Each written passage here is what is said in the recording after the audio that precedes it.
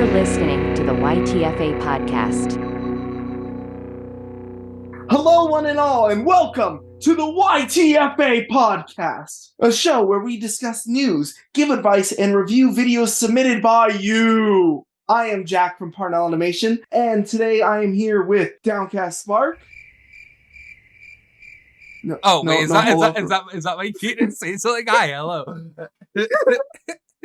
Pyro's not here. We took the show from him. Pyro isn't here, so consider this the first official episode of YTFA at night. We replaced him. You see, we figured we have two directors on this podcast, and then we have a critic. Let's just dump the critic and put on a third director. So we brought Drew here from Panic Terror Films. Yeah, so now we literally have three directors.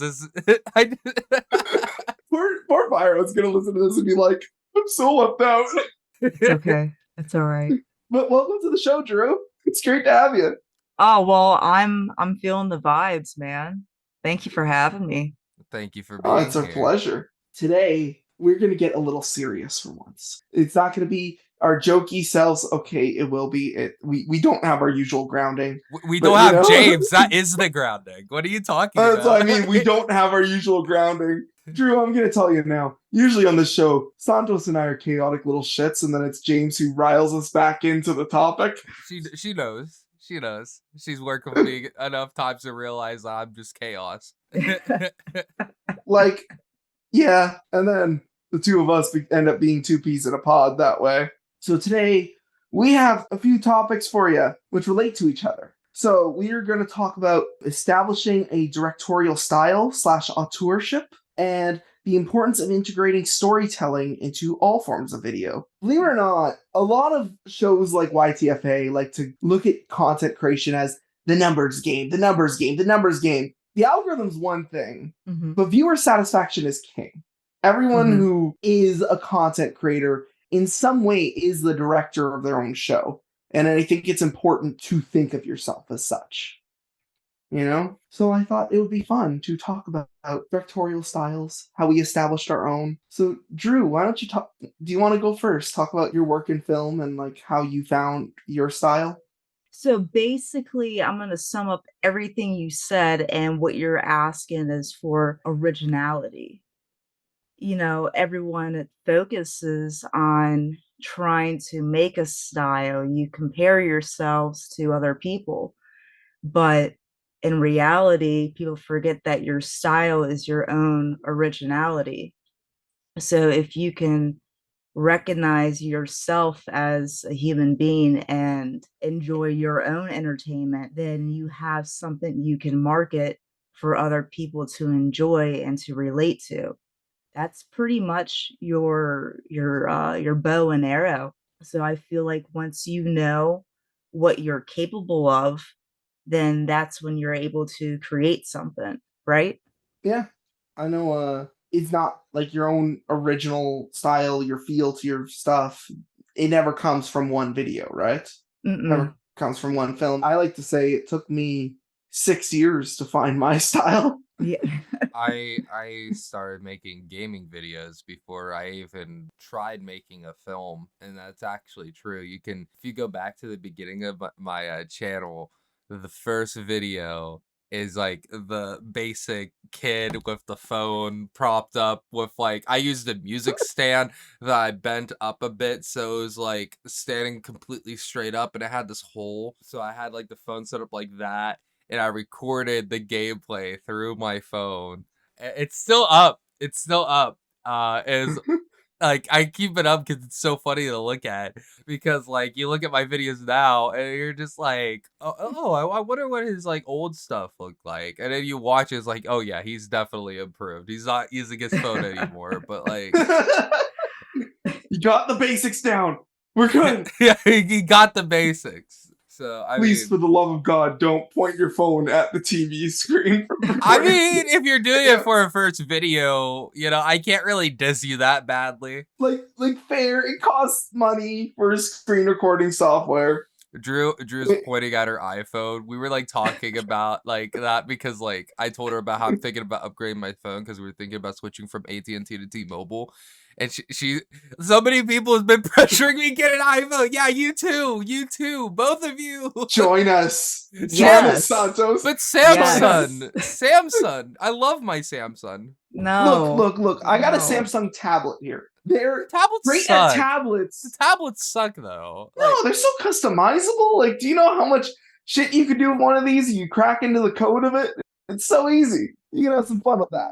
Phones? Come on. The iPhone's so secure, so user friendly. Like, it's just nice. I'll tell you what, if this specific episode gets 30 likes, my next phone will be an iPhone.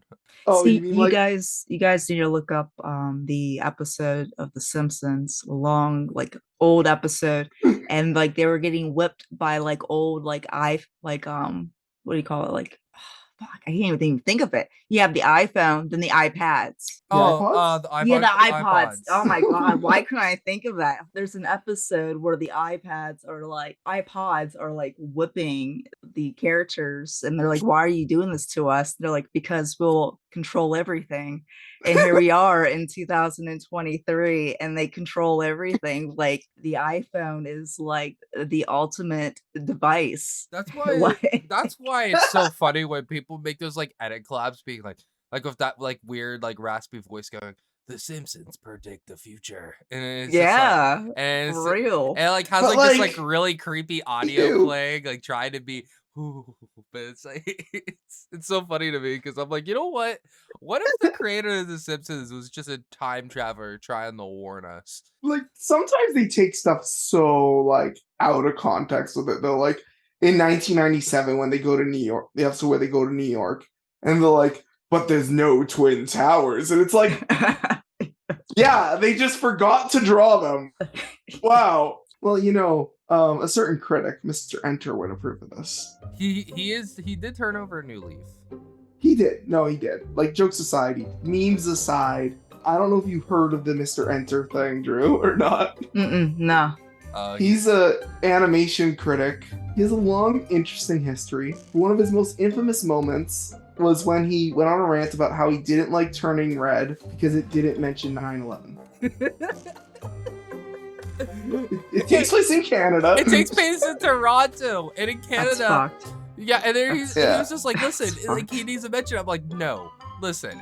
Number one, you're not America, so why would you traumatize Canadian children with something that didn't even happen there? It makes no sense. Why would you do that? Let's put that aside, and it's a Disney movie. Yeah. About a girl who turns into a panda. A red panda. It's about getting your period. Yeah. It's about getting. Yeah. Honestly, we're just gonna sum it up here, guys. That's exactly really what it's about. Honestly, for real. And it does a good job at it. It's a great movie. And at the end, really it's called menopause. With all the old ladies, let's embrace it one more time, and it's gone forever. I'm gonna be honest. I really liked that movie though, because I always felt like that women did not get enough representation with their actual problems that they experience that men just never will. There's no glory in it. You don't get a crown. The moons don't align with the sun when that happens. You don't get a trophy? It's not like a moment. It sucks. But let's move on to a topic, guys. Let's move on to our actual discussion. Besides tampons and maxi pads and shit. Let's talk about okay, maybe we can't stay on topic because Drew is stepping in. Because Drew is based. Yeah. Drew is James. She doesn't look like her coffee mug. One thing I know, for me, my directorial style, my style came from, I grew up obsessed with this is going to sound so dumb, but I was obsessed with, the Archie Sonic comics as a kid. A lot of my shows and stuff came from the fact that I wrote and self-published my own comics when I was younger, in high school and shit. And then I, ended up adapting them into these cartoons. So you'll notice, sometimes I'll have, if things are ramping up in action, I'll often break off the scene into panels, and I'll do showing the action from multiple perspectives that way. And I do that kind of to homage where it all came from. But before that even happened, I had to find my style in writing. It's kind of weird to Mhm. say, but like I found my style when I was writing so young though. Like it was like I think I started writing when I was 12. I ended up like establishing that weird that Seinfeld inspired like dialogue based humor at a very young age. Right. And then everything else kind of formed around the humor, what accented it the most, because I feel like it's important when establishing your own style to accent what your strengths you already have to help you develop what you already have that's good, you know? Mhm. Mhm. I don't know. What do you guys think? 'Cause- I feel like being an artist, it comes from seeing the world a different way yeah. than normal people. And so you become fixated on a certain texture of reality that you focus on. So that determines what kind of artist you are, because like reality, look at it as a canvas, right? You're able to, there's different things going on. There's, people like sound, therefore you might be a musician or something dealing with sound. You're someone who likes to focus on the sensory of sights. So you might be focused on creating photos or whatnot, and other people are fixated on the imagination of reality, to where, you see more of what could be. And so then that's where you're fascinating on something. And I feel like when you realize that, you get that point to where you constantly start thinking and you don't stop thinking. And then Yeah. so every time you see something that inspires you, then your mind is always in a creative mode all the time. So I feel like, when you hit that moment, you know, I feel like that's when you determine, what you fall into. And then there's other people who dabble in more than one thing. You have a jack of all trades, people who just enjoy all sensories of parts of reality. So I feel like just an artist is basically just showing like your perspective of how you see the world. And therefore, when people see your art, it's really not to define what you see, but it's as is what it is, and people think too deeply in art, but just view it as it is. And then you kind of see in someone else's mind, in a sense. It's like a window. Mhm. Like, so what would you say in the world inspires you then? Where do you look for inspiration yourself? Mm, hmm.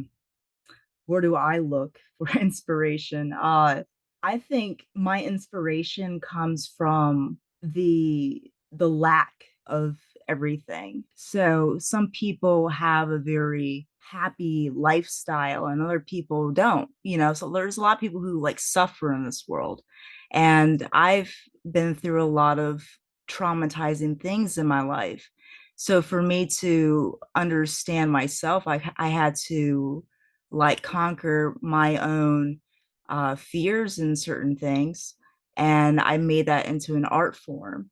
And I feel like expression, your emotion is more of what harnesses it. So I was homeless for a long time, and that kind of really makes you see things a little bit different and, focus on, what you could have, rather than what you have Yeah. at the moment.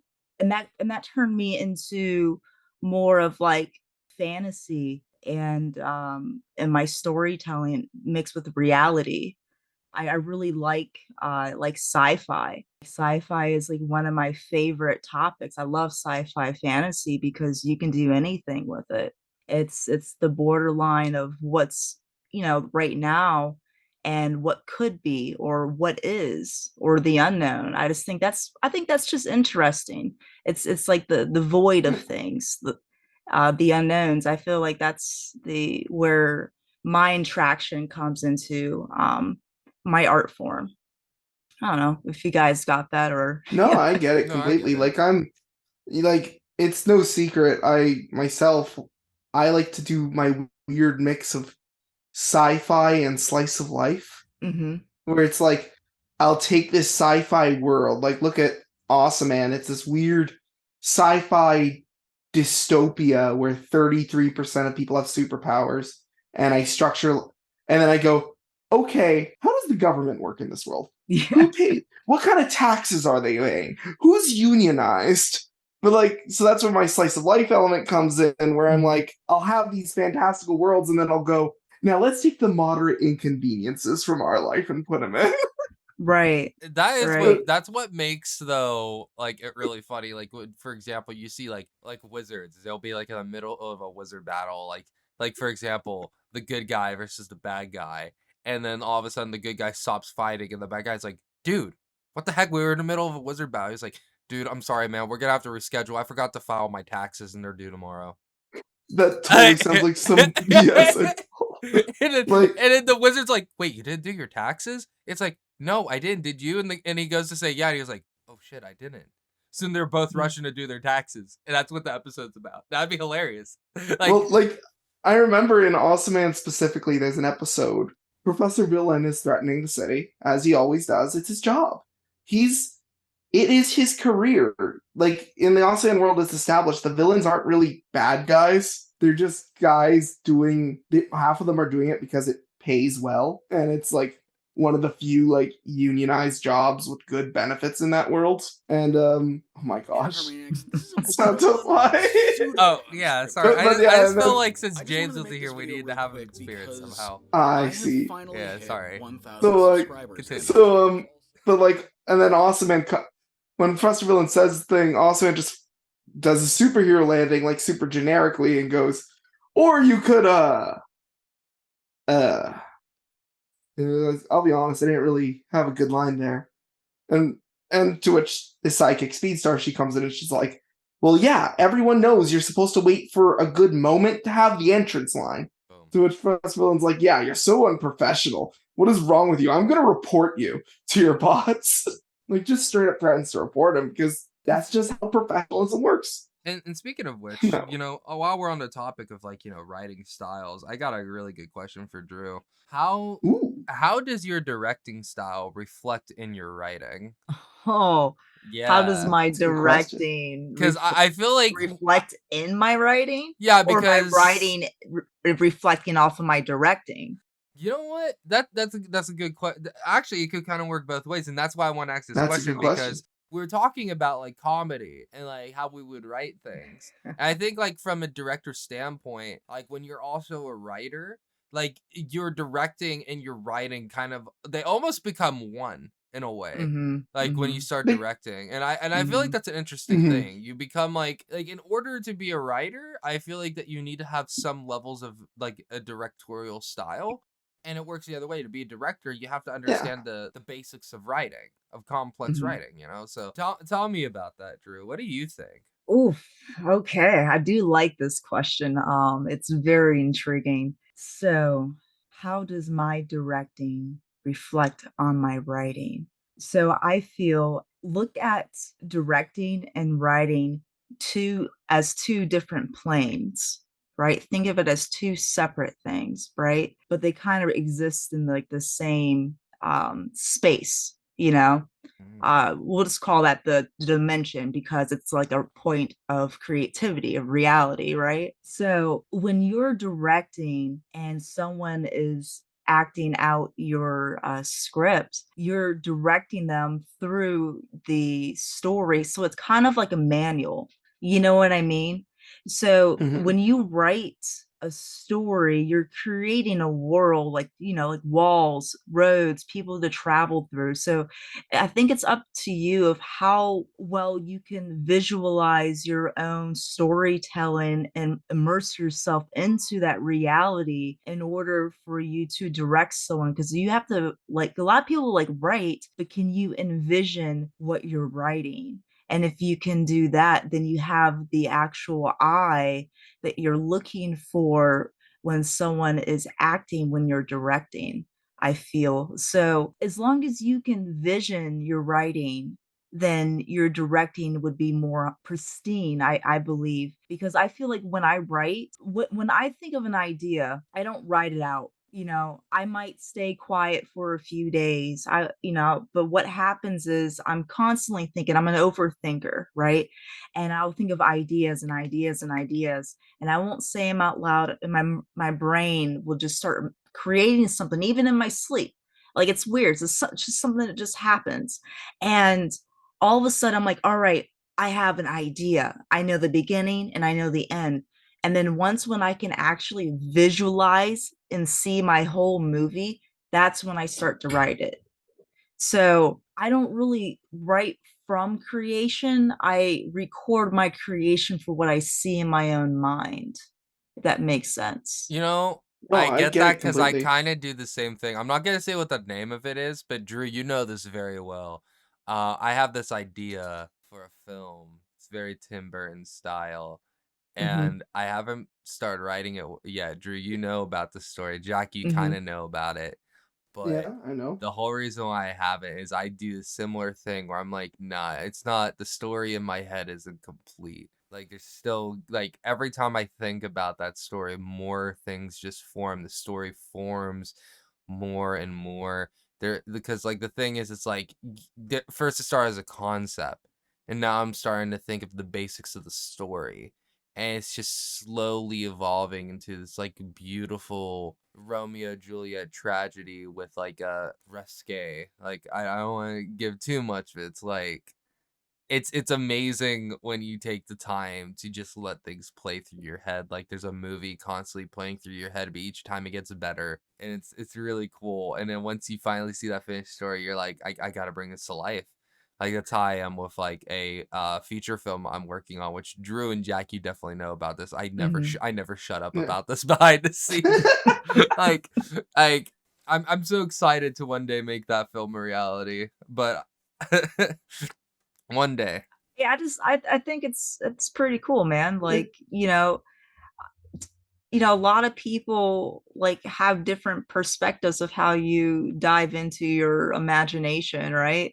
Some people have to have, things around them to express, like painting, drawing, whatever, and so are you drawing from your mind or are you drawing something, from out of your mind? It's a weird concept, I like it. I like it. It's neat. Like it's like you have like these little mini universes in your brain, you know You what I do, mean? right? And Yeah, it's I know it's exactly what you mean. and a lot of people don't understand that. Like, You know, the funny enough, that's pretty much what creator is about, is the mind of a creator. That's kind of why like there's a line specifically that me and Brayden wrote in creator where we like some of our creations have the power of sometimes we can have the power of gods, which is reflected through our creations, because like we literally can create and destroy universes at our will, like Let's anytime. face it, every creator has somewhat of a god complex. Let's just admit it now. Okay. Yeah, we I'm trying to break that though, we've because we've all played The Sims and just went, I will destroy all.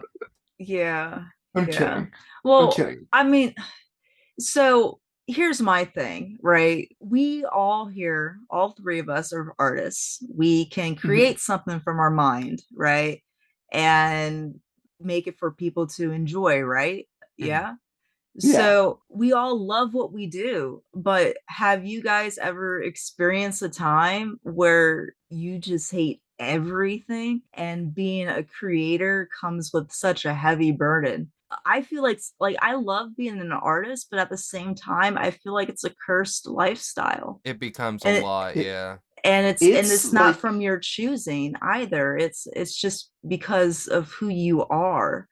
I think, it doesn't matter how well you try to siphon it, you always want to create something and then people always come to you to create something, and I mean, have you guys ever gotten to that point to like where you just like it's just Oh, like, oh I my am in God. that it, right now. I'm not gonna get into specifics, but like as you two know, I've had a falling out with a group of friends I really cared about, and mhm. that I'm not gonna lie, that is probably one of the hardest experiences I've been through when it comes to connections with people. I feel like that alone could really suffocate your creations, Hmm. and Hmm. it gives you like a lot of self-doubt, believe it or not, because you start looking at these ideas that you have and thinking that they're impossible because of who you are, what you're doing, and the people that just come and go in your life so soon. Like they just come and then they leave, you know? And I think that's what I was trying to explain.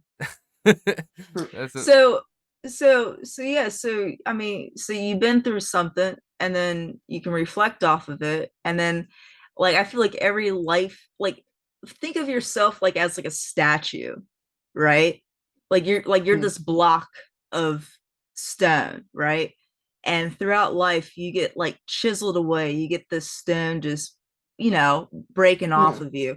And over time it becomes your best person, your best sculpture, as yourself. You know what I mean? So it doesn't matter on what kind of experiences you go through, good or bad, you get chiseled away. And that's what makes you define yourself. So those experiences reflect off of your creation of yourself as an artist too, I believe. So Mhm. like my thing is like I create and I create and I create, but my problem is I can't enjoy my own time. Like I always have to go to the next project over and over and mhm. over and over Yeah. again. And and it's to a point to where you get to a point where you're just like, like you can't breathe, and you don't know how to enjoy your own art because you're constantly making things. So when do you get a moment to when you actually enjoy your own creation? Yeah, that's I think no matter what kind of content you're making, whether it be films, animation, gaming, like anything really, I really feel like a lot of people can relate to that sense of having to keep pushing yourself and not just being able to sit back and look at what you did to be like, I made that, like. And sometimes I feel like we need to practice to just be able to sit back and enjoy the things that we create. I find when you can enjoy the things you create, when you do find the time to do it, I find that's when the best moments of self-reflection and knowing where to improve come from. You know, Mm-hmm. because Mhm. you realize what works, what doesn't, what's entertaining. Personally, I find my dilemma as a creator is I almost like making these cartoons too much to the Mhm. point where it's my blessing. I like to say having a passion like that is such a blessing and a curse situation because it's a blessing because you have this thing that makes you the happiest, just so happy, and you just have so much fun doing it, and every second of it is a joy, except for lip syncing. Fuck lip syncing. But I digress. um, You know, Lip syncing is 4 hours. It takes me on average only 4 hours. It's like the shortest span of time in my animation process. But my god, it is the slowest 4 hours of my life. I But got a chunky question right now. but It's very can I, chunky, very can I beefy. finish my answer real quick Yeah, go then? ahead. Go ahead. I just wanted to put that out there so I don't forget, Okay. because man, it's good. So and then after when I'm not creating though, when I'm doing stuff like if I'm at work or if I'm like grocery shopping, there's a part of my brain that is so impatient to get back to animating, to get back to making the next cartoon, because I do watch my own cartoons. I keep them all downloaded on a USB stick. And I plug it in my tablet sometimes when I get ready in the morning, and I'll watch them because I write these jokes just for as much for myself to laugh at as I do for other people. I'm a dork who laughs at his own fucking jokes, you know? Well, I mean, the Mhm. whole thing of comedy, if you can't laugh at your own jokes, and you're not really that good of a comedian if you can't even make yourself laugh, right? Like, I mean, Yeah. like, I feel like if you can't make yourself laugh, then you're gonna have a hard time making others laugh. You need to be able to enjoy, like, yourself to an extent, which is really hard to do for some, for many, actually. But Mhm. I feel like once you can do that, that's one of the main things, and that comes through self-reflection. And speaking of that self-reflection, I have a really good Yes. question for you, Drew. When it comes Mhm. to, directing, when it comes to writing and the realm of creation, when we self-reflect, do you think that sometimes social media gets in the way of finding that true sense of self-reflection? Ooh, And do you think that, and there's more that's to a it. good one. There's more to it. Do you think that social media is damaging to content creators when it comes to their creativity? Hmm. Oh, okay. We're about to So, get philosophical here. all right. So, let me take a deep breath real quick. All right. So, I had that's a lot to indulge because social media is a double-edged sword, you know. A lot of people go into it for all the wrong reasons in the beginning, I believe. You know, and it is so manipulative and it's very, Oh, what do you call it, control of. So this is where I get into social media. It depends how you go into it. Are you going into it to find joy, or are you having so much joy in your own life to where you need something more? You know, because doesn't entertainment come from the lack of not having something? That's why you enjoy it, right? Mm-hmm. For example, people who like reality TV shows, right? Maybe you like to watch that because you lack the drama in your life. So you want something to spice it up, right? So then you want that emotion, you're looking for that feeling, right? So mhm. when I'm on social media, I just, you know, I like it for how easy it is to network, you know, but it's the cyber world. That's really what it is. You go in the wrong places, you can get burned so easily in social media. It's literally just another universe. It's another world that we're using, and you really can't get away from it because it just seems like these two realities are just really fusing together. And so, you know, when you go and watch something on Netflix or whatever, you're looking for something that you want to indulge, right? But when you're on social media, you do not have that choice. And so, therefore, I feel like your sensories get more irritable sometimes because you're watching something that's so depressive to so happy to so, from so many different levels. I just feel like you're getting pulled so many different ways. So, therefore, it becomes addictive, you know, because Mhm. you don't have something that you're plateauing off of. You're not having an equilibrium and, you know, and categories. You're just getting pulled left and right, this way and that way. Find a great way to make some money. Go on here and buy something quick right now. You want to work from home? Check this out. You want to win $1 million?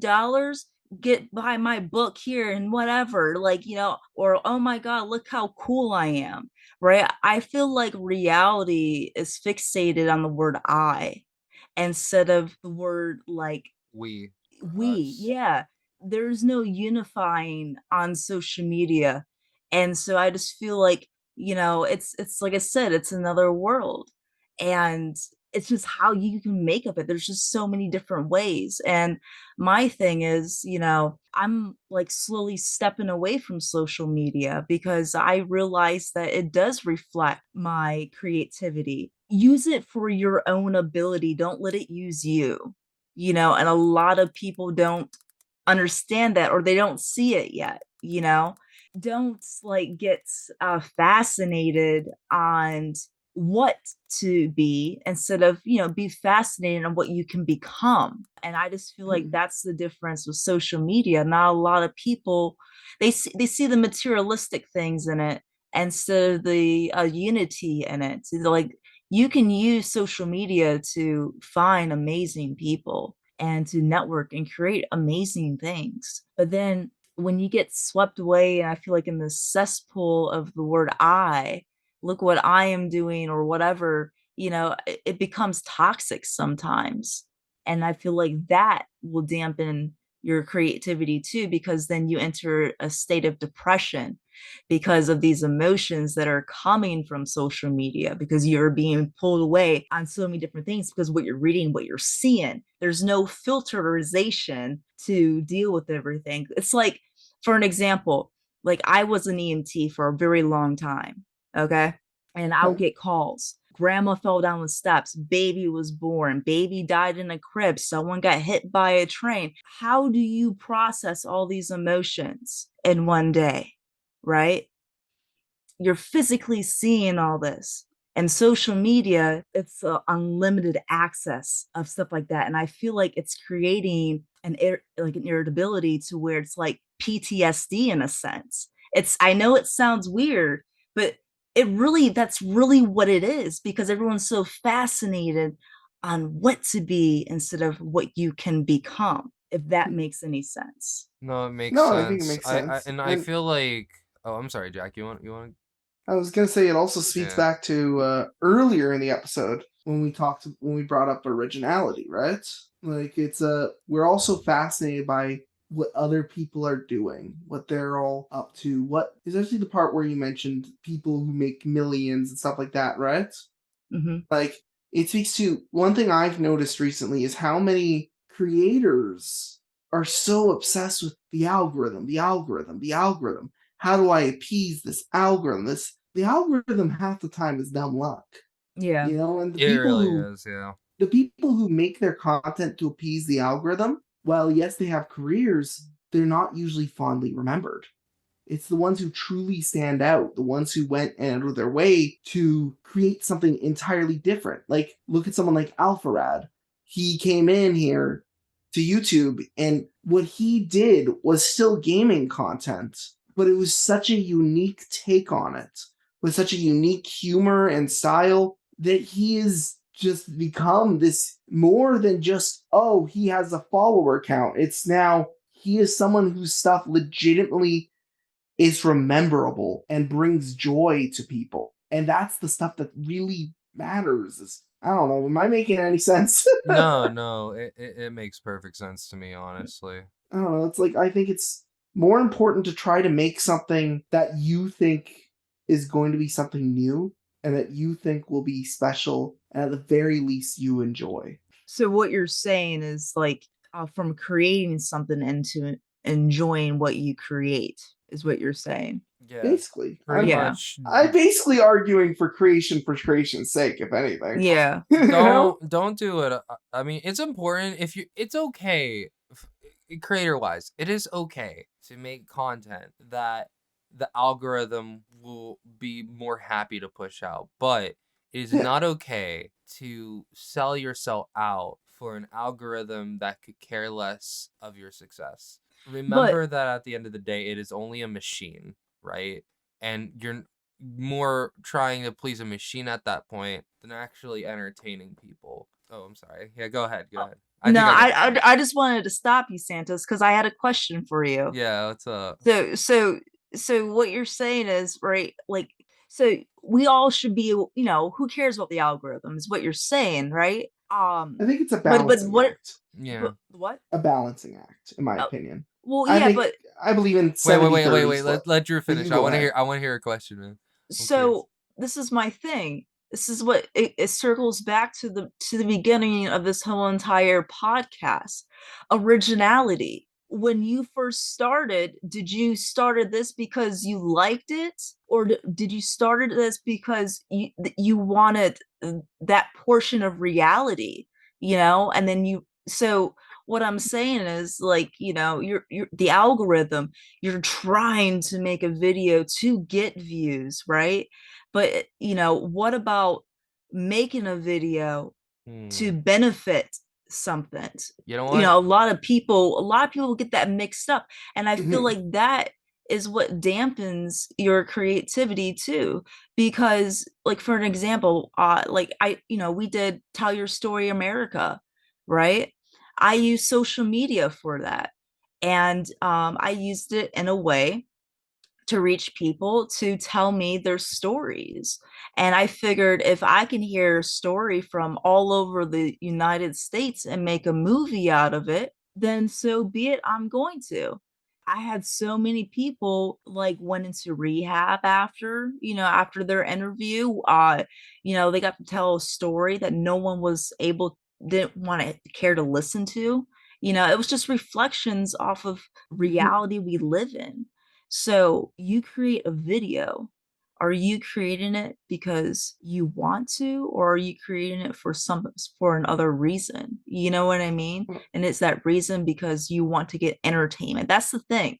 Like, Hmm. own yourself and own your originality. And then once you do that, then the people will come to you. It's not because you want the followers, it's you want people to see your work, Yeah. right? You want to So make a it's not difference with your work. right. There's a difference between having followers and Having Right. having a people community. having Right. viewers. Yeah. Well, Really. here's the thing. Like, When I or wish more enjoyers. creators would do this. How should I phrase it? I try to not call the people who watch me an audience. I try to call it a community because I don't want it at the end of the day to be only about me.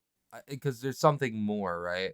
And like, for example, to answer your question, back with the why you started making creations, making videos, it was a mixture of two things, right? I would say it's kind of like a balance, like you said. I wanted to make videos for the specific reason because my friend, I remember it's like my 17th birthday. My family, we weren't really able to celebrate my birthday that year, so they threw me a little party. So I was over at Clayton's friend's house at the time, and we were watching YouTube. And he encouraged me and said, you could probably do something like this, and I didn't really think I could. But then that's when we said, screw it. And that's when I got my phone and we recorded it that day. Right. So there's two things. Number one, there is a want and a passion to make videos. And number two, I also wanted a chance at that reality towards a better life. I don't hide it that my life financially is not very good.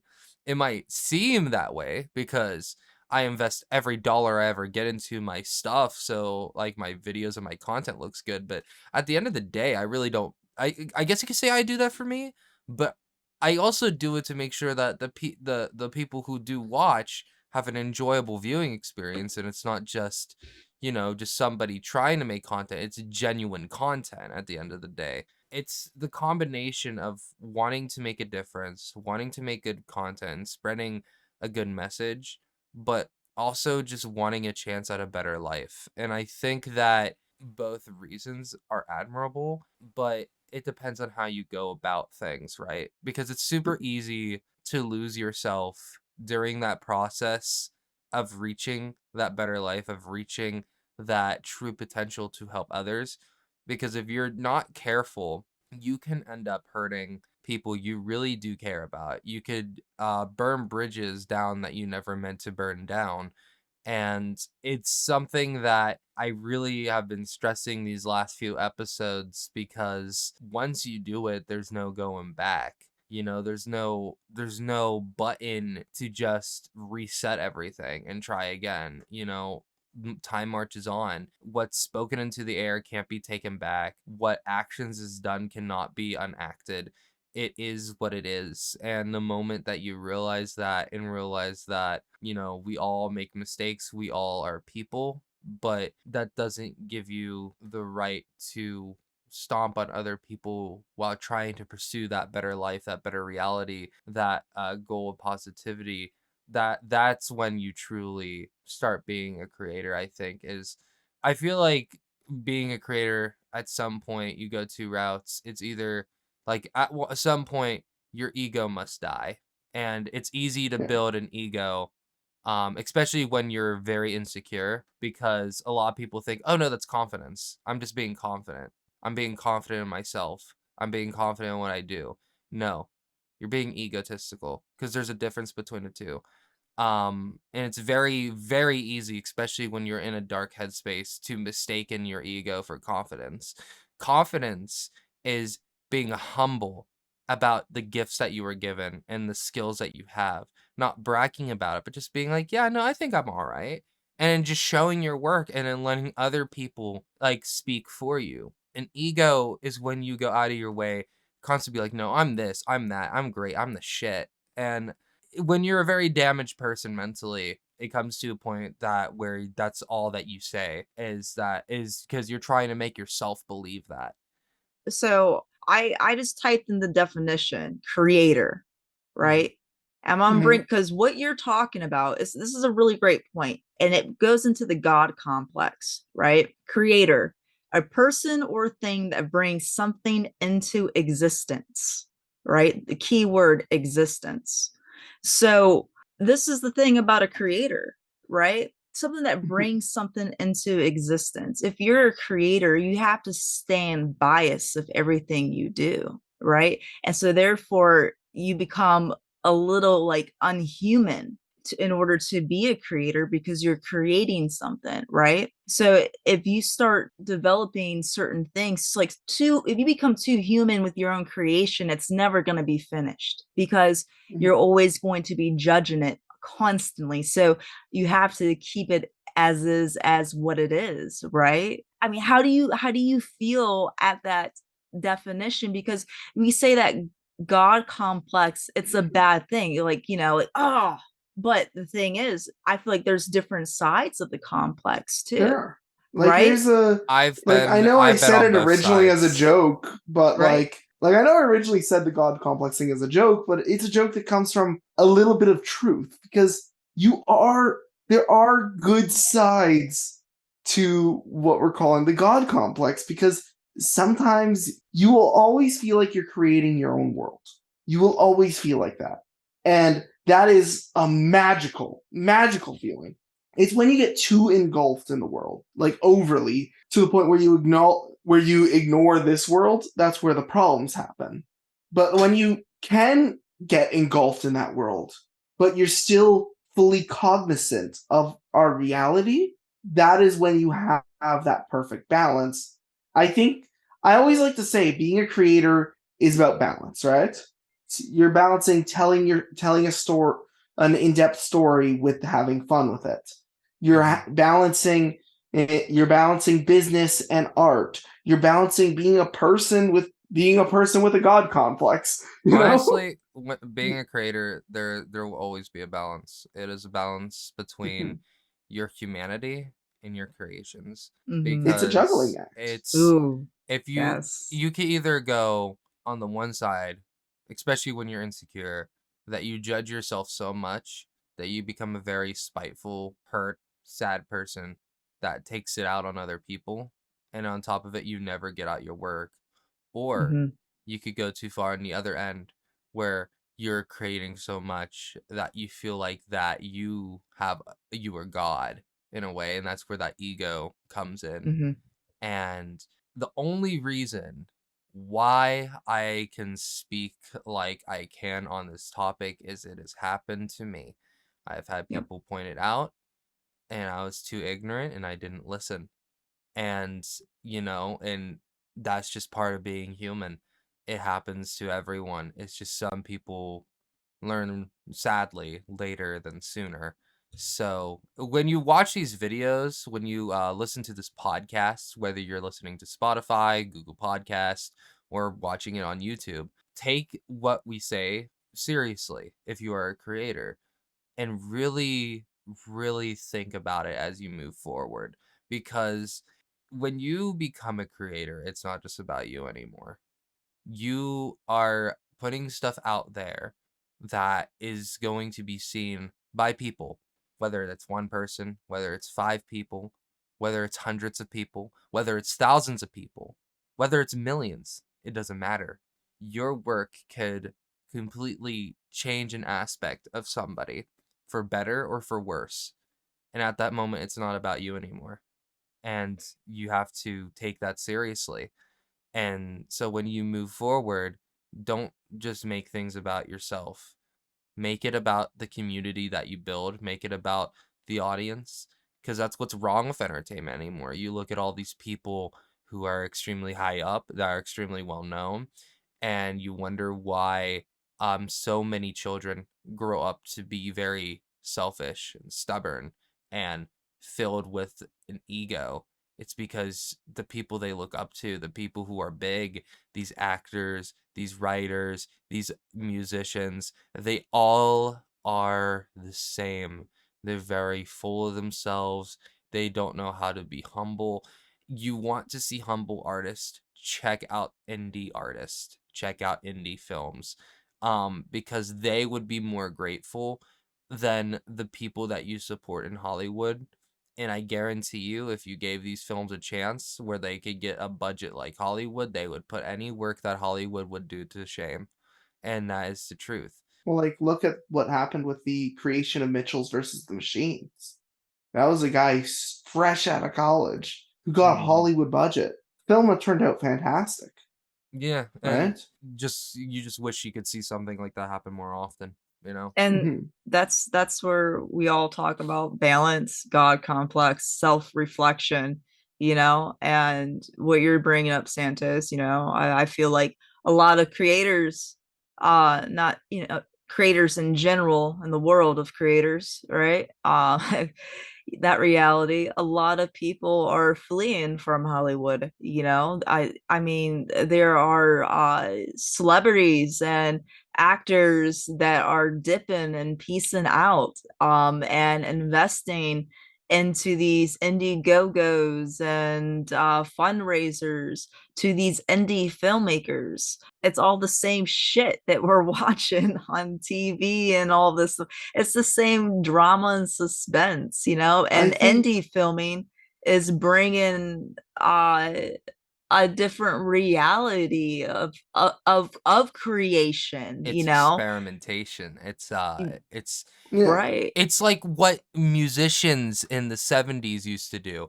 Like, here's the funny thing. You want to know how bands like Queen and Led Zeppelin became Queen and Led Zeppelin? It's quite simple. Oh my God. I'm kidding. I mean, that could have been a part of it, but that's not the main point, right?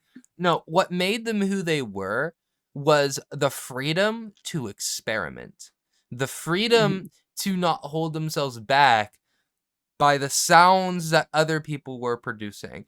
They're like, well, what happens if we combine this sound with this sound? What happens if we have like vocals so high about Galileo that I could break the fabric of reality? Next thing you know, Bohemian Rhapsody is still like one of the most popular songs of all time. That song is never going to die. I don't care what anyone says. I don't think it can die. It can't. That's the thing. And that song was literally rejected by their original record label. And they said either come up with something else, or you're out. And Freddie Mercury and the rest of the band was like, fuck you, we're out. And they did. That's what they did. They did their own thing. They released a song, became a smash hit. Timeless. Or even like similar situation, Charlie Brown Christmas, actually. Yeah, that's so true. When they pitched Charlie Brown Christmas, ABC executives laughed at them, said, this is going to be the biggest piece of shit ever made. But there was one guy who believed in the project and put his own money into it. But the studio only gave him 6 weeks to make the whole fucking thing. So, all right. So I'm going to get a lasso, right? I'm going to lasso this whole entire conversation, right? Yeah. And I'm going to make a 360 on this sucker, right? Let's do it. Okay. So how far we just went out into like all those like topics, right? I mean, it really boils down to value. So as a creator, you have to have that enlightenment to find that equilibrium, right? Mm-hmm. Because if you don't, you will find yourself on a negative or too much of a positive side, and too much of anything is just toxic, right? So as yourself, as a creator, you got to create something, but who is creating you? As you're creating, right? So you got to think of it like that. You know what I mean? So how can you shape yourself as you project more creations? What value are you giving it to reflect you, to create you, right? So in value, what's the terminology for value? Is it actual money, or is it what makes something valuable? So in filming, right, everything looks the same because it's valued, right? So for indie filmmakers and animators and any other artists, right, these new ideas, they might not seem cinematic or like studio quality because that's what we're used to, right? So what is value to these creations? Like, how do you value a creation? I think that's question that like professors in art schools have been asking for decades. You know what? Actually, but I I honestly have an think it's a idea. personal thing. Actually, I want to turn this question over to the people watching. Ooh.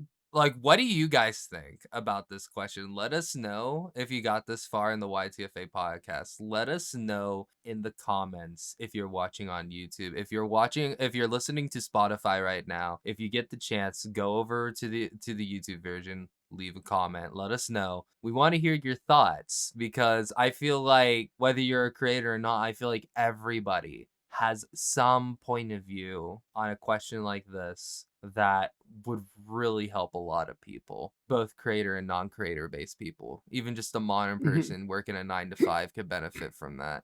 So let us know. Now that we've been all philosophical, I think we have a couple other segments we got to get through. You know, You're gonna bring in Chris memes right now, aren't you? Like right now? not yet, not Okay. yet. First, I gotta sing a little ditty. Okay? Oh my god. First, I gotta sing a little ditty for you. Okay, Drew, I'm gonna warn you. This is when the podcast takes a very weird turn. All right. I need to think of an angle for this one. An 'Cause I angle? changed- You thought of angles before? Hey! I change the song every time. I've rapped it. I've turned it into a musical number. Like I've actually, have I done musical number? Make it country this time. I know you haven't done country yet. Oh, I hate country though. Exactly. Nobody here, I think, likes country. That's what makes it funny. Oh, I'm gonna complain about my problems, but that comes later because it's time to ask us a question. It's time to ask us a question. We'll answer it and shit. It's time for the Q&A segment. It went country, and then it got like rock country. Then I felt like it got a little bluesy. Yeah, no, at the that end. was perfect. Look, I'm more That of was- a that was more of a perfect. blues and rock fan anyway, so I'm good with that. Okay. Well, you know, You know, like, I feel So- like hold on. I don't have a meme, so I'm gonna let you guys go first. I'm gonna look up one specifically. well, we have to do the Q&A first. This is the Q&A segment, man. yeah, Then no, we'll get the memes.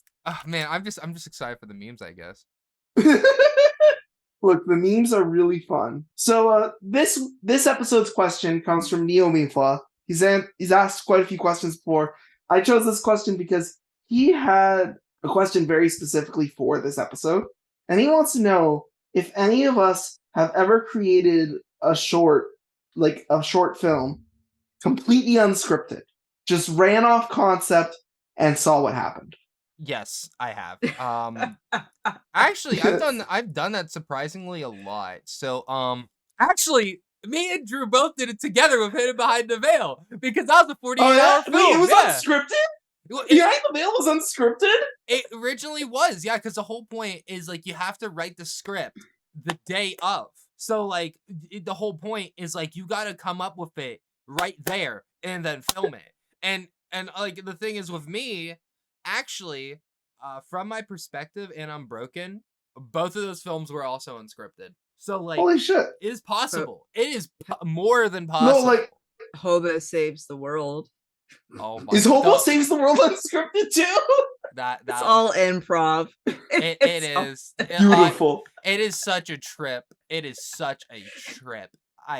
Oh my god. So like, while improv is slipped into every cartoon, because I allow the voice actors the freedom to interpret their characters and like ad lib a lot, right? Mhm, mhm. My only cartoon that's truly unscripted is this one I made for an experimental writing course, where the idea of experimental writing, it's actually a very controversial form of writing, where you take things that already exist and you stitch them together into something new, right? Yeah. And I ended up making my most self-reflective film ever, where I made a film where every single piece of dialogue, every single sound in the background, everything was bloopers from previous projects stitched together. Oh, that's cool. That's cool. Yeah. That's So I like cool. crafted a whole story about my creation process of making cartoons through bloopers. So you basically kept the you kept it the art pure. You had a story about creations, and then you created from all your creations. Yes. That's cool. That's neat. It's I one of dig my that. It's a film I'm still really proud A of. It's one of the creation only of a creation yeah, of a creation. it's the Frankenstein's monster of cartoons, I like to say. Because like even the animations, half of them are just old assets stitched together into something Yeah. new.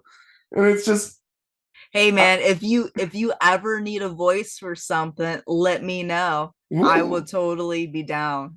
that sounds like a lot of fun. And you know, I am in the middle of production on a new Jack's season of my gonna show. get on IMDb so soon because of me and Drew. It's a matter of time.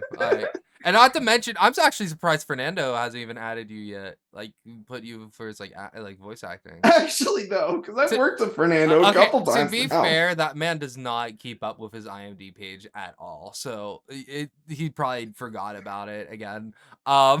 Sorry, Fernando. Insert the there it is right there. Yeah. Okay. God, I love Fernando though. Like seriously, what a guy. Fernando's I awesome. love him. But I know. so I think we answered that question. We all answered it, right? Yeah. Okay. So guess what?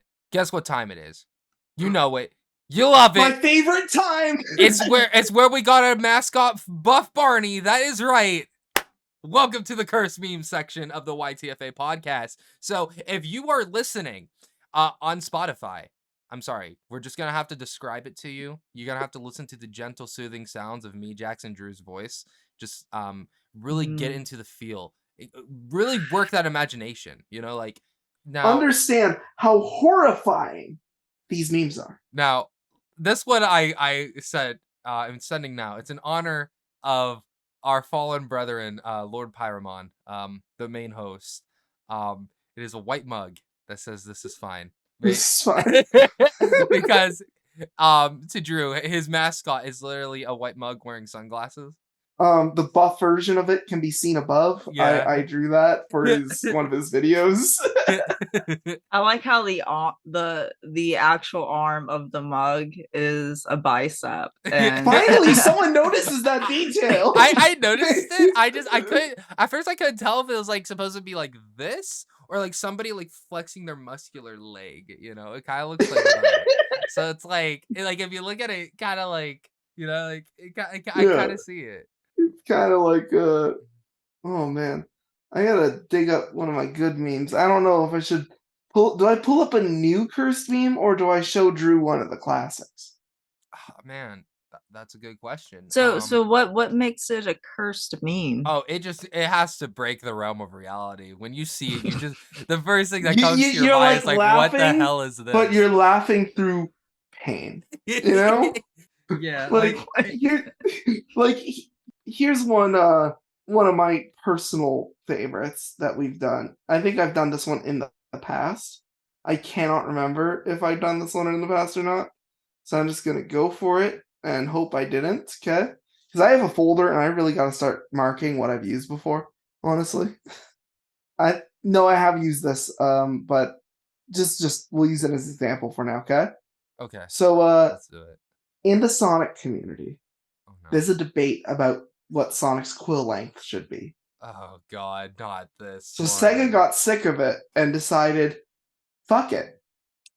He has no more quills. I hate that picture so much. That is terrible. The fact that you're bringing this up again, of all the memes you could have brought back. What the fuck is that? It's Sonic the Hedgehog. I mean, look on the bright side. This design, it's way more aerodynamic, which means he'd probably go faster. Bro, who fuck did you make this? No, he did it. He found it on the internet. We don't know. That's the whole point. No one knows where these come from. These are. This Why? The curse meme segment is like literally what it literally says it in the title. Cursed memes. Okay, so the Spotify listeners, long story short, naked Sonic with no quills. And his two eyes is just a giant eyeball with his face just tied to the back of it. That like if you're like, this sounds crazy, just come on the YouTube version and watch it. YTFA podcast. It's interesting to say the least. It's This is weird. Like, all right, so hold on. How about this? Let's play like a little quick game. okay. Describe what you're seeing so the listeners can visualize. Let's see Okay. how well your creativity Okay, is. so for Sonic, no, I'll describe it in a way that non-Sonic fans can understand. But I think most people know the classic like render of Sonic with his soap shoes from 1999, and that's what this is an edit of. So Describe like it like a he's railed around. story. Describe it like a story, man. Ooh, oh, Yeah, this to describe like how would these viewers like really like visualize it, man? Give us a background. Where did this thing come from? We need like some kind of like whoever editing this is probably gonna be me. You just like add some like kind of like weird foresty like jungle music. Yes. And I was Yes. start Okay, describing so it. in a world where No, keep that voice. Keep that voice. I like that.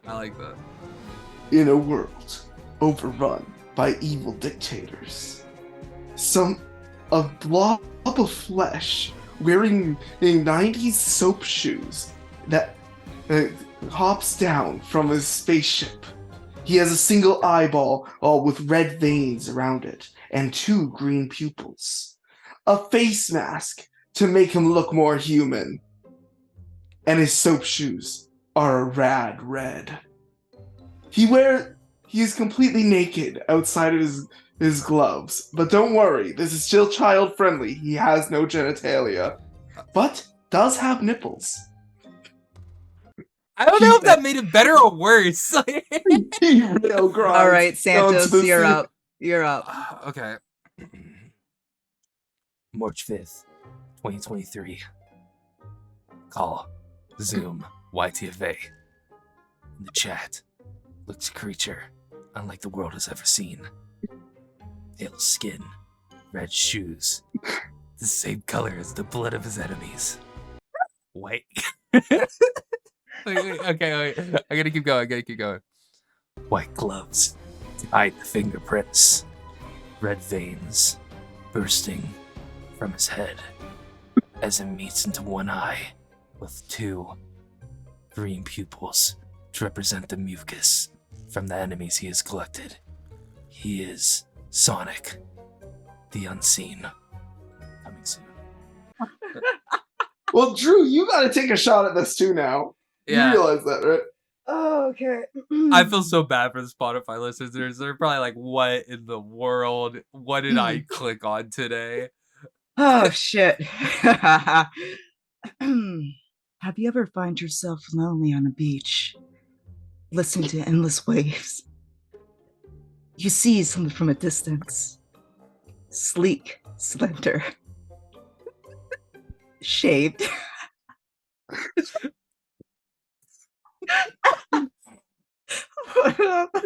Shit. Slender.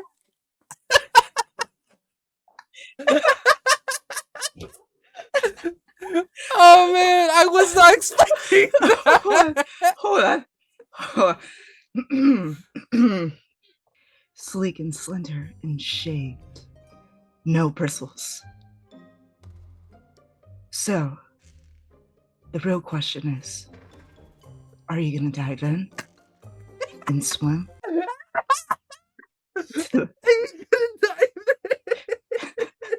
Can we just like cue like the Sonic the Hedgehog drowning music? Like, Oh my god, this.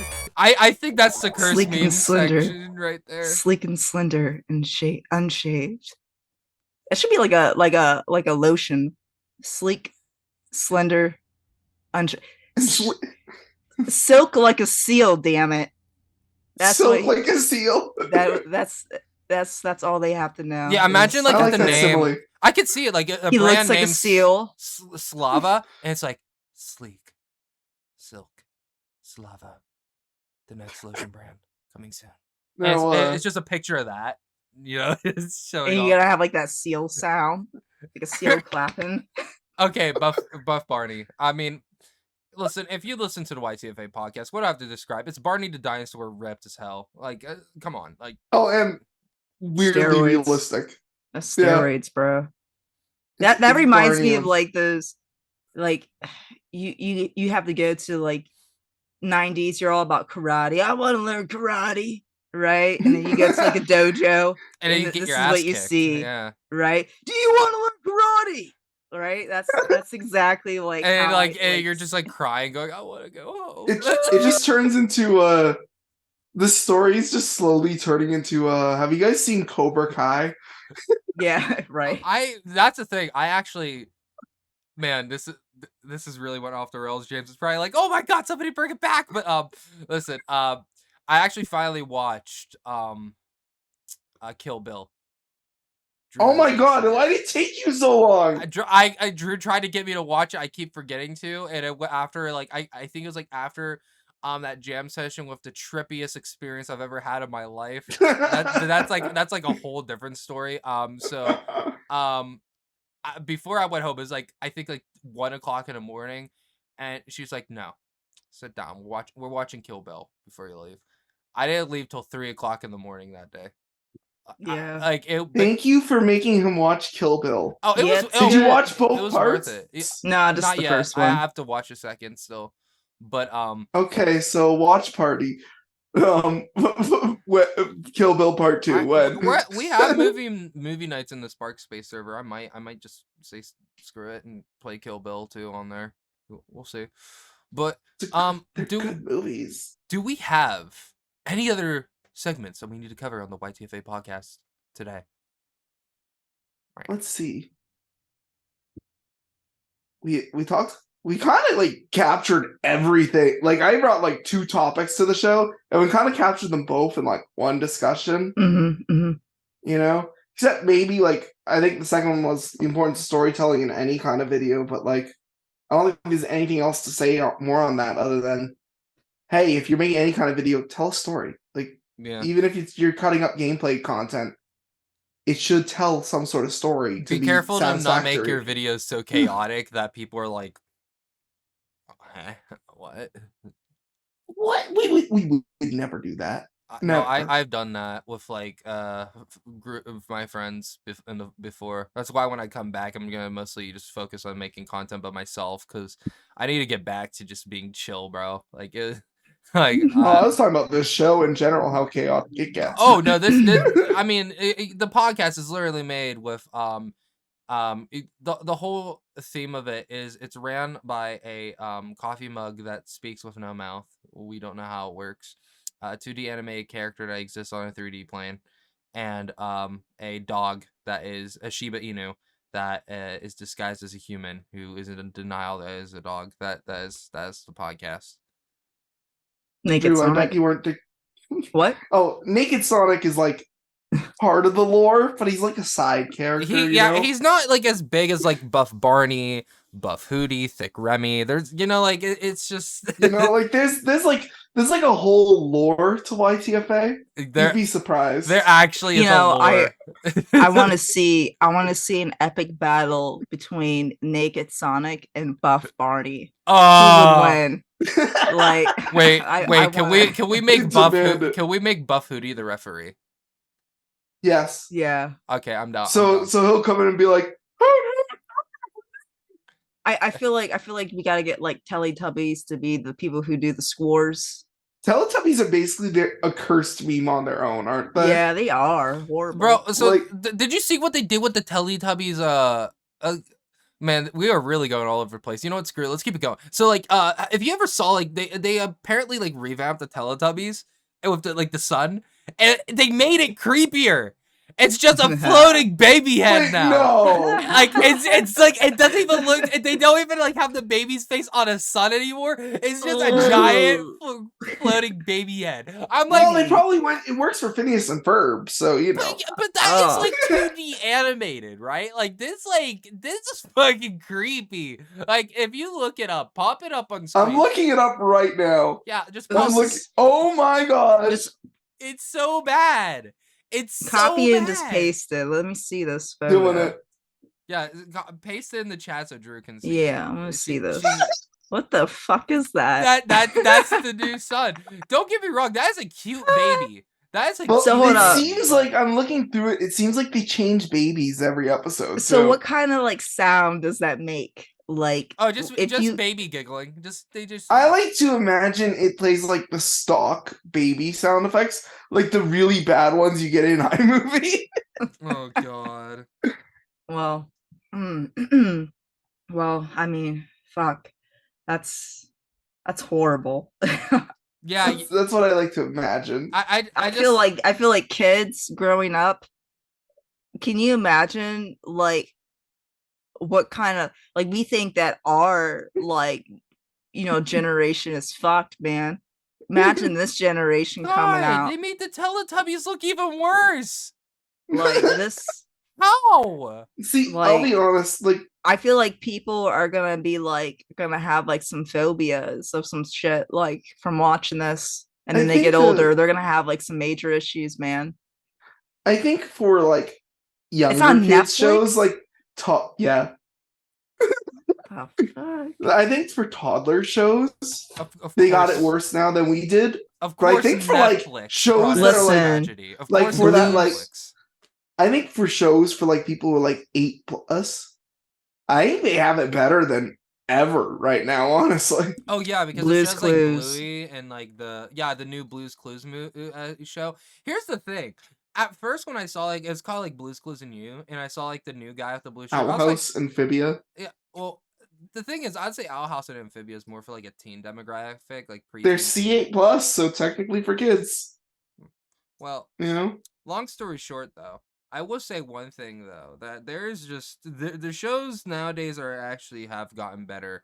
Like Bluey is a really good show for very little kids and parents alike. It actually deserves the praise that it gets. Like I, man, it's so weird. They're actually like revamping Barney like as a 3D animated. When I hear Barney, I think of like Freddy Cougar. Like you ever like listen? No shit. Listen. Have you ever listened to Freddy Cougar? Like the song 1, 2, Freddy's coming for you, right? And then you yeah. have Barney. It's the same fucking tempo, man. Like, Oh Oh my my God, God, it it is. is. It is. I love I- you. You love me. And you just hear that weird. See, We'll have you hear the name Barty, right? Yeah. And maybe this because my friend Christine and I, we should have brought her on too, because then we could have 4 directors, because she's also a director, Oh, right? God, that would have been so chaotic. Oh, it would have been. It would have been too we much. we literally had Drew have to reel us back in. Like she had to reel back the 2 hosts of the show on their own podcast. Like, could you imagine if Gina would have been here? No, I said Christine. Christine. You know what? Gina's not a director. She's a musician. Well, Very. you know what? Let's have Still Christina great. and Gina. Andrew. Let's do it. And Let's do it. bring on Pyro. That would be like the most. While we're at it, let's bring Kitty on too. She's another animator. We're gonna Let's- like have like another YTFA rewind all over. But like again. Christine and I have had this hobby lately of shitting on How I Met Your Father. We're analyzing it, why it is the penultimate failure of a comedy show. wait, How I Met Your Father? Yeah, the reboot of How I Met Your Mother on Disney Plus. No, they didn't do that. Oh, they did. Is it good? It stars Hilary Duff and Josh Peck. No. Josh. Wait, Josh Peck? You mean from Drake and Josh? Yes, he he plays the hot guy in season 1. But it's That's funny. the most unfunny sitcom I've seen in my life. It is the most, like, there's one good character in the entire show, and she gets maybe a minute of screen time per episode. Well, I'm not gonna check it out, not because I don't know for like, I'm content with How I Met Your Mother. Yeah. And I don't feel like I need to see the second one You do not. to be curious. I have no curiosity. It's not good. I'm not, I don't I mean, the main guy from How I Met Your Mother. Let's suit up. Like, come on, everyone knew about that. I was Like, actually about to say, because I've been analyzing this franchise lately, and because he cameos in the new reboot, so once in a while, when I hear Barney, I just think of this guy right here. It's loading. Oh, loading times are killing my my comedic timing. why? Why you gotta do that? Oh man, that's messed up. Barney. Yeah, I guess I can see that. I can see that.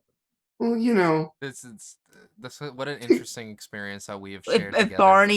Barney had like a cigar and a glass of whiskey, put Barney in a suit. let's Oh, put God. Barney in a suit and just Barney. in a bar. It Oh my looks like God. I'm behind the dinosaur here, and just Barney is a dinosaur and See what they have happens. different faces.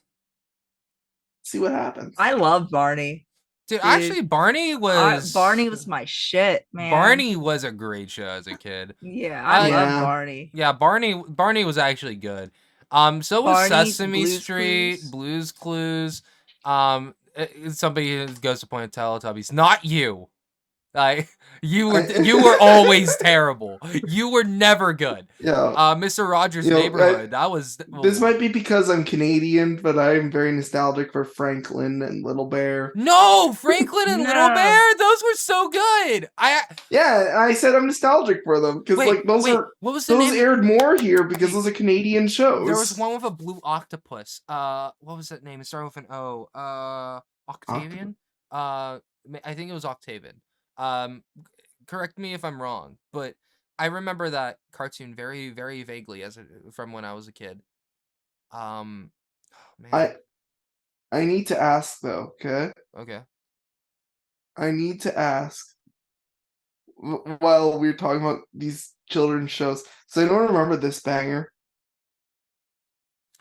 Or is this just a Canadian thing? Oh, huh. Why does it look so familiar? That looks though? familiar. I don't remember it, but it looks I don't know. familiar. This show I is a watched. Canadian cartoon called Timothy Goes to School. And its theme song is weirdly like it slaps. Honestly, the only it kind of Like, its art style makes me think of Max and Ruby. Like if anybody, This came out like a decade before Max and Ruby. I'm just saying they have a similar art style. That's all I'm saying. That's all I'm Yeah. saying. So for animations and for like songs, you know what song was fucking amazing out of What? everything that I have ever seen, and it's an animation. What?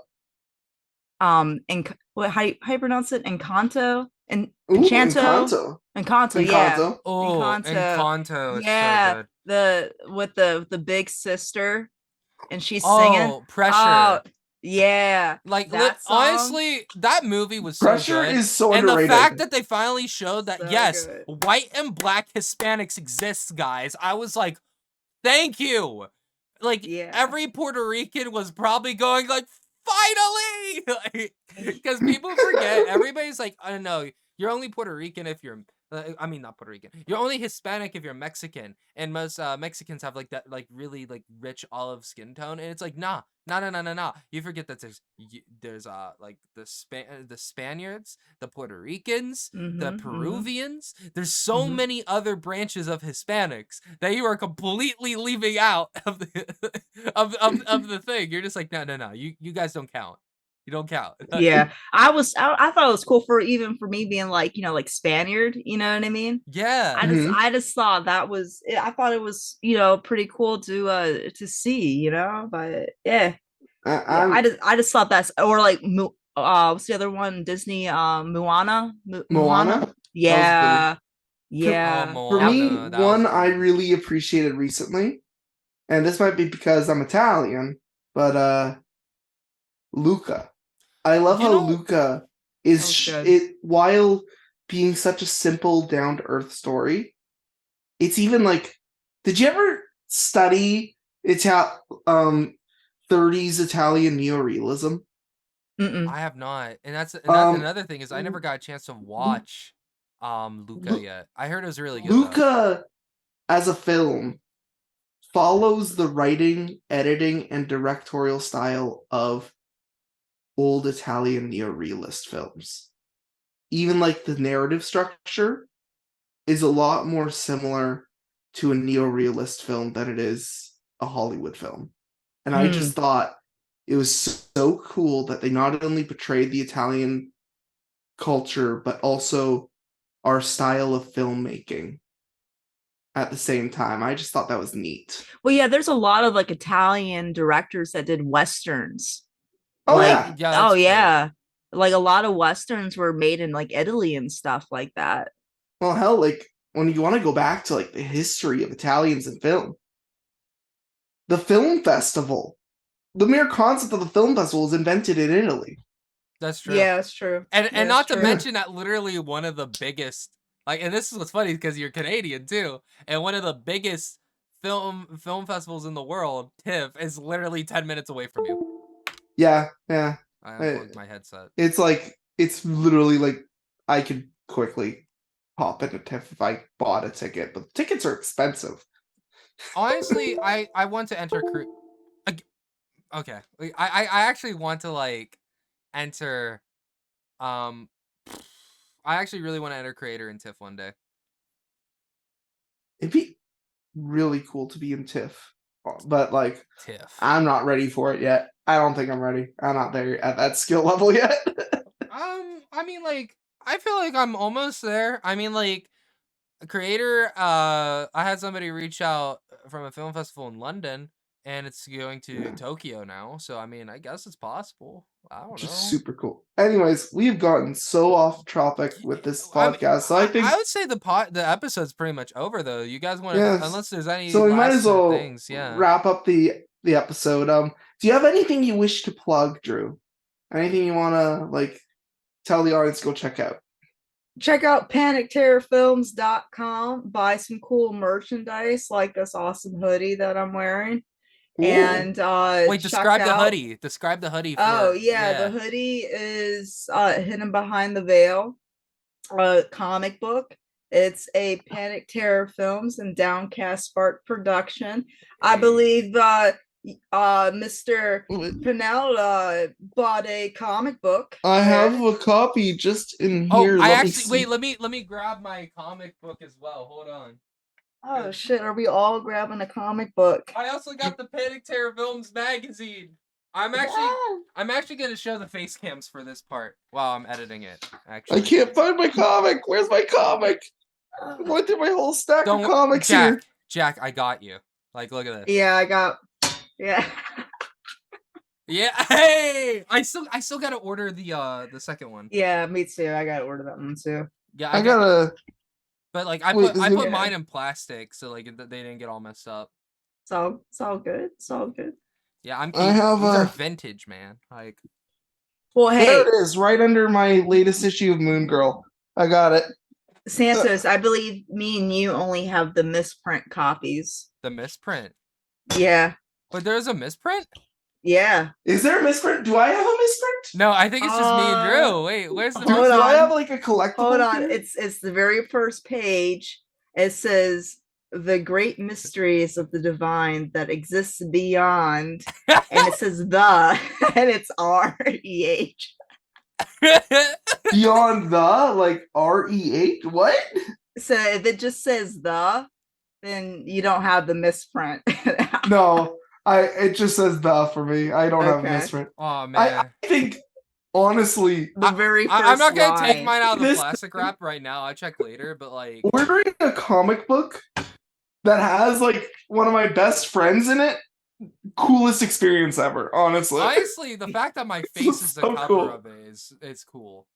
Honestly. Well, hold on. Well, how did you like the comic book like experience? I loved it. Everything about it was awesome. I think it's so cool. I think your panel layout is really well done. You know, like I think it really you can easily follow along with the panels. I'm speaking as a former comic book writer myself here, right? Like so Oh, it's Like, so cool. It's look so how cool. easy to read that is. Look how, like, I love shit like this when you illustrate the cinematography with just the panels, and not enough people do that with indie comics. We need Yeah. more of that. Yeah. Thanks, We need, man. we need more of that. Thanks. I'm glad to hear that. 'Cause this was my second comic book I Like, look made. at that visual story. I love it. Yeah. I Yeah, love it. so guys, check that out. You know Parnell, you know Sparky Boy, you know Pyromon, check out all of us on the channel. If you're listening on Spotify, give us a follow. Check us out on Twitter. Check us out on Facebook now. We got an official Facebook page at the YTFA podcast. We have a Facebook? We do have a Facebook. I'm I kidding. I know. know. We're reaching out to the 50s and older. Like it's great. So like Wow. check us out on Facebook, check us out on Twitter. We're making more content. And thanks again, Drew Moreland from Panic Terror Films for joining us on this episode of the YTFA podcast. And if you like what you saw, feel free to check us out on our Discord server, where we'll be having YouTube exclusive episodes where we'll be reviewing other people's content, helping you grow. Thanks again for watching. And as always, make sure to come back in the next episode of the YTFA podcast. Bye. Adios. Later. Thank you for tuning in on the YTFA podcast. Feel free to give us support by following us on YouTube, Spotify, and Twitter. Thanks again, and we'll see you in the next one.